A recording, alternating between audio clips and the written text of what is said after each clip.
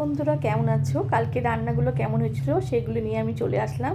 প্রথমে পড়েছিল স্যালাড আর লেবু। স্যালাড খাচ্ছি, খেতে খেতে তারপর দেবা বেগুনি আসলো, বেগুনিও খেয়ে নিলাম। তারপরে আসলো শুক্তোটা বড়ি দিয়ে ভর্তি ছিল, কিন্তু আমার গলাতে ঝাল লাগছিল প্রচণ্ড।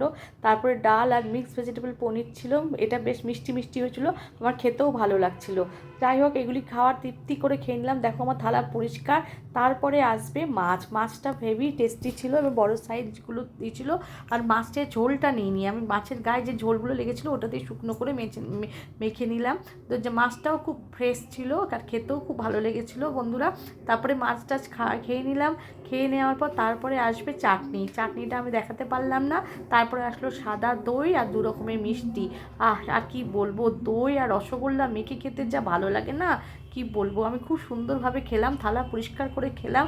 আমার থালাতে শুধু শুক্তো দেখতে পাবা আর এদিকে কিছু ভেজিটেবলস দেখতে পাবে না, তো থালা আমার পরিষ্কার। এই ছিল আমার খাবার রিভিউ। প্রত্যেকটা রান্না খুব ভালো হয়েছিল বন্ধুরা। বাই।